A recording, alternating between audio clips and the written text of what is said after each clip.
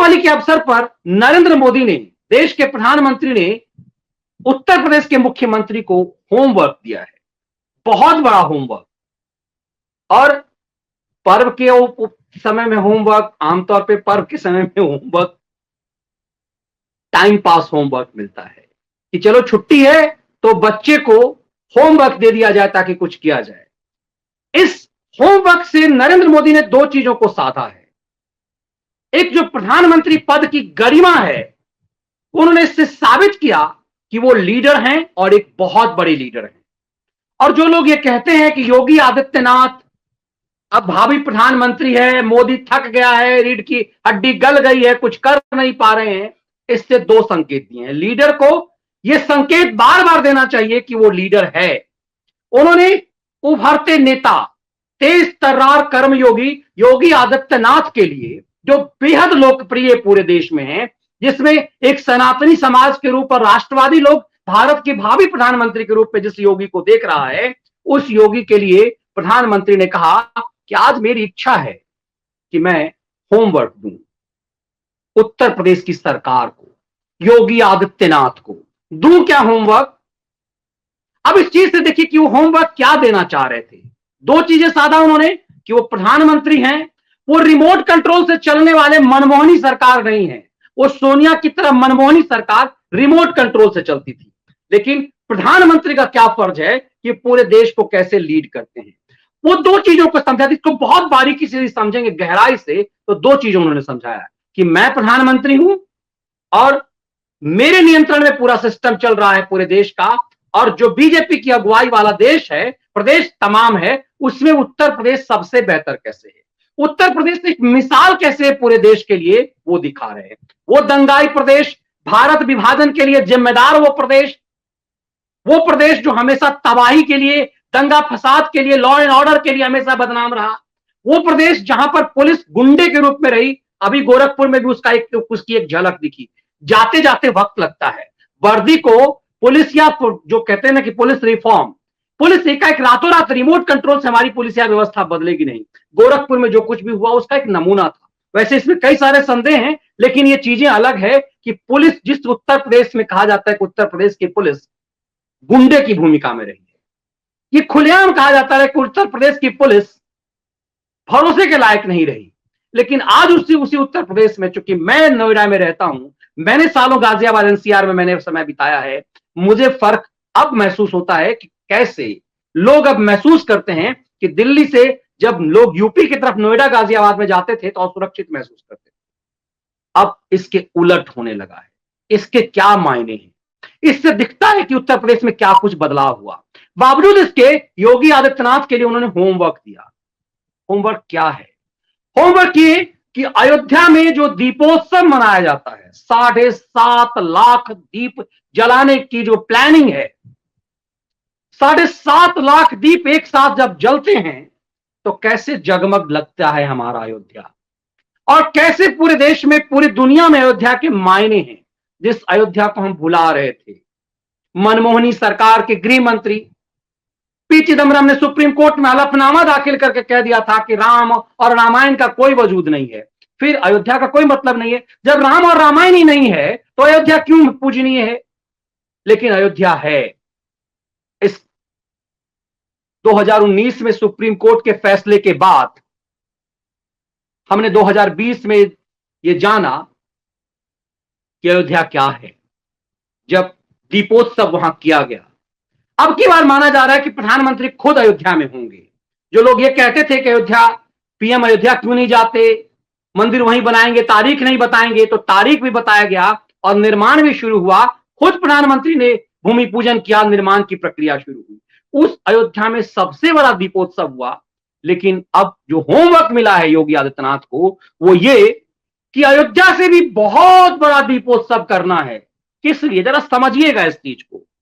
उन्होंने पीएम आवास योजना के तहत आज 9 लाख लाभार्थियों के लिए एक संदेश दिया। आज उन्होंने ये कहा कि ये 9 लाख लोगों को उत्तर प्रदेश सरकार तय करे कि दीपावली से पहले इनको चाबी दे दिया जाए घर के। पीएम आवास योजना के तहत 9 लाख लोगों को। और 9 लाख लोगों को यदि ये चाबी मिल जाएगी उनके घर की पीएम आवास योजना के तहत, तो कहा कि हर घर में 2 दिए जलेंगे, 18 लाख दिए जलाने हैं। अब देखिए कि चीजें सामान्य होती है, लेकिन पीएम, आप काम सिर्फ करना महत्वपूर्ण नहीं है, काम होते हुए दिखना महत्वपूर्ण है। उसको कैसे वो भुना लेते हैं और क्यों उन तमाम राक्षसी चीजों पे वो हावी हो जाते हैं, पूरे खेल पर, ये ट्विटर की राजनीति पर कैसे वो हावी हो जाते हैं, जरा उस चीज को समझना पड़ेगा। कि आज प्रधानमंत्री ने कहा कि हमने अखिलेश यादव के दौर में, मतलब वो कह रहे थे कि 2017 में उत्तर प्रदेश में योगी आदित्यनाथ की सरकार आई, 2014 से 17 तक 18 लाख 2014 से 17 तक 18,000 घरों को, 18,000 लोगों को घर दिए जाने थे, लेकिन अखिलेश सरकार 18 घर भी नहीं दे पाई। लेकिन 18, समझिए इस चीज को, जरा समझिएगा इस चीज को, 18,000 घर दिए जाने थे अखिलेश सरकार के दौरान, जब उत्तर प्रदेश में अखिलेश यादव की सरकार थी और केंद्र में मोदी की सरकार आ गई थी। 2014 से 17 के बीच 3 साल, 18 लोगों को भी घर नहीं मिल पाया। अब 18 से उन्होंने कहा 18 लाख दिए जलेंगे, क्योंकि 9 लाख लोगों को घर दे देना है। ये टास्क, ये होमवर्क दे दिया योगी आदित्यनाथ को। यूपी में चुनाव है, इसका मतलब जहां जहां टोटी वाले भाई जाएंगे, ऑस्ट्रेलिया से इंजीनियरिंग करके मुल्ला मुलायम के अब्बा जान वाले, ये जहां जहां चुनाव प्रचार करने जाएंगे, वहां वहां ये कहा जाएगा कि तुम तो 18 लोगों को भी घर नहीं दे पाए, यहां 9 लाख लोगों को ये होमवर्क मिला है, कुछ दिनों के लिए टारगेट है। अब जरा इस बात को समझिएगा कि 75 जिलों में आज क्या हुआ। योगी ने 75 जिलों में, उत्तर प्रदेश के 75,000 लोगों को एक साथ आवास योजना के तहत डिजिटल चाबी सौंपी। जैसे आपको, जब आप कार खरीदते हैं तो कई बार जो दुकान पे आपको, उसके शोरूम में आपको एक बड़ी सी चाबी मिलती है, वो चाबी घर ले जाने के लिए नहीं होती है, वो चाबी फोटो खिंचाने के लिए आपकी होती है। तो इसी ढंग से वो डिजिटल चाबी सौंपा गया, पीएम ने डिजिटल चाबी आज 75 जिलों के 75,000 लोगों को सौंपी। अब इस चीज को सोचिए, 75,000, 75, इससे 18 के क्या वास्ता है। दरअसल ये चोट मारना है कि 3 साल जब उत्तर प्रदेश में केंद्र में मोदी की सरकार थी, यूपी में योगी की सरकार थी, उस दौर में कैसे बाधा डाला गया। अब इस समझाने की कोशिश है कि यदि गलती हो गई, यदि खेल हो गया, यदि नोटा का खेल हो गया, यदि जाति वाला खेल हो गया कि यूपी में योगी आदित्यनाथ को यदि जाति में षड्यंत्र, ये राष्ट्रवादी इसमें यदि बटे, तो उत्तर प्रदेश की रफ्तार कैसे रुक जाएगी, और यदि वो रफ्तार रुका तो पूरे देश का रफ्तार कैसे रुकेगा। बात समझिए कितनी छोटी है। प्रधानमंत्री अपनी पीएम आवास योजना को डिजिटल चाबी सौंपते हैं। आमतौर पे दूसरा पीएम होता तो क्या करता, पता ही नहीं चलता इतने लोगों को, एक तो फिर काम होता ही नहीं। राजीव गांधी कहते थे कि 100 रुपए भेजते हैं तो 17 रुपए पहुंचते हैं, तो उसी ढंग से कोई फर्क ही नहीं पड़ता इस चीज से। ये चीजें जो डिजिटल लेन देन से खेल खत्म हुआ है, वैसे अभी भी खेल चल रहा है। ये तो आप गांव में, अभी अब पूरे देश प्रदेश में मुखिया का चुनाव हो रहा है बिहार में, तो ये देखा जा रहा है कि कैसे मुखियाओं ने गांव प्रदेश, ज्यादा लगभग मैक्सिमम मुखियाओं ने फिक्स कर रखा था कि यदि 20,000 रुपए मिलना है शौचालय के लिए, तो 2,000 रुपए पहले आप मुखिया को देंगे, तब आपको शौचालय मिलेगा।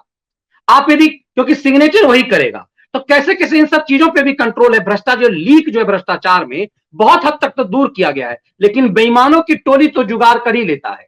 अब ये आवाज उठने लगी है कि ये तो प्रधानमंत्री की तरफ से दिया गया। अब चुनाव में इस तरह की आवाजें भी उठ रही है कि जब 2 लाख रुपए घर के लिए मिल रहे थे, आवास योजना के लिए, पीएम आवास योजना के लिए, तो उसमें 20,000 रुपए मुखिया जी निपटा गए। ये भ्रष्टाचार का आलम बिहार में, इस पे भी चर्चा हो रही है। मतलब लोग अब मुखर हो गए हैं। पहले जो लोग समझते थे कि ये तो अधिकार है मुखिया को, अब उस पर भी लोग बोलने लगे हैं। ये लीक तो खत्म हुआ है, लेकिन सबसे अहम ये है कि लीक तब हो जब कुछ मिले, तो मिलता ही नहीं था। 18,000 मिला, 18,000 की बात हुई, 18 भी नहीं मिला अखिलेश यादव के समय। ये चोट मारकर दरअसल पीएम ने ना सिर्फ अपना कद दिखाया कि वो प्रधानमंत्री हैं और टास्क दे रहे हैं, और उनको पता है, टीचर को पता होता है, शिक्षक को, कि कौन सा बच्चा होमवर्क कर लेगा, कौन सा बच्चा ये काम कर लेगा। इसीलिए क्लासरूम में टीचर उसी को एक काम सौंपता है। योगी आदित्यनाथ ही कर पाएंगे, बीजेपी शासित तो बहुत सारे राज्य हैं। मोदी जी के मित्र खट्टर साहब भी हैं, लंगोटिया यार भी कह सकते हैं उनको, एक ही स्कूटर पे घुमा करते थे दोनों। लेकिन हरियाणा को भी आप समझ लीजिए कि कितना कुछ हो रहा है। मैं ये नहीं कह रहा हूं कि फेल्योर है, लेकिन तुलना आप नहीं कर सकते। गुजरात मॉडल चर्चित रहा, प्रधानमंत्री को चेंज करना पड़ता है, दो दो सीएम इस दौर में, दो दो चीफ मिनिस्टर बदलने पड़ गए, यूं ही नहीं बदलने पड़े, कुछ तो बात रही होगी। कमलनाथ हैं मामा जी, अलग भ्रष्टाचार का आलम चल रहा है वहां पे भी, मतलब ऐसा नहीं है कि योगी आदित्यनाथ से कहीं तुलना नहीं की जा सकती। तो ये बीजेपी के प्रदेश होने पर भी ये होमवर्क आखिर मोदी ने मामा जी को क्यों नहीं दिया? ये होमवर्क मोदी ने आखिर अपने ही प्रदेश के गुजरात के मुख्यमंत्री को क्यों नहीं दिया? ये होमवर्क मोदी ने हिमाचल प्रदेश के मुख्यमंत्री को क्यों नहीं दिया? ये होमवर्क मोदी ने उत्तराखंड के सीएम को क्यों नहीं दिया? ये होमवर्क मोदी ने हरियाणा के सीएम को क्यों नहीं दिया? सब जगह बीजेपी की सरकार है। ऐसा नहीं है कि बीजेपी की घुट्टी पी ले तो सब कुछ ईमानदारी हो जाएगी और सब कुछ बहुत अच्छा हो जाएगा। क्यों फर्क है योगी में और दूसरे में? दरअसल योगी के माध्यम से, अपने बेस्ट स्टूडेंट के माध्यम से मोदी देश में बीजेपी शासित प्रदेश के मुख्यमंत्रियों से भी ये संदेश दे रहे हैं कि इसी मॉडल पे तुम्हें काम करना पड़ेगा, ऐसे ही काम करना पड़ेगा। और ये काम योगी के लिए भी इतना आसान नहीं है। दरअसल इस होमवर्क के माध्यम से कई चीजों को मोदी ने साध लिया है। ये मैसेज दे दिया है कि उत्तर प्रदेश में कैसे विकास की रफ्तार चल रही है। आप उत्तर प्रदेश में सड़कों पे निकलिए, आप हाईवेज पे निकलिए, आप बिजली के कंडीशंस को देखिए। बहुत कुछ ऐसा है कि जो जबरदस्त बदला पिछले 4 सालों में। बहुत कुछ बदलने की जरूरत है। मैं अक्सर कहता हूं कि योगी सरकार को अभी भी जरूरत इस बात को है कि जो प्राइवेट स्कूल पे है उसमें कई चीजों की जरूरत है कि उस सिस्टम को, प्राइवेट स्कूल में जो अपना माफिया गीत की तरह से एक वसूली का जो धंधा चल रहा है, जिसकी पेरेंट्स की शिकायत है, अभी उस पर भी जरूरत है। लेकिन इतना आसान भी नहीं होता, क्योंकि पूरा प्राइवेट स्कूल नेताओं के चंगुल में है। इसीलिए हमें और आपको जितना आसान लगता है बोल देना, सिस्टम को चलाना इतना ही मुश्किल है। लेकिन इस होमवर्क को योगी कैसे पूरा करेंगे, अयोध्या से बड़ा दीपोत्सव कैसे होगा, और इस 18 लाख दीपोत्सव के क्या मायने हैं, इस 18 लाख से कितना बड़ा चोट यूपी के चुनाव पे पीएम ने मारा है, ये आप बेहतर तरीके से इसको आप समझ पाए।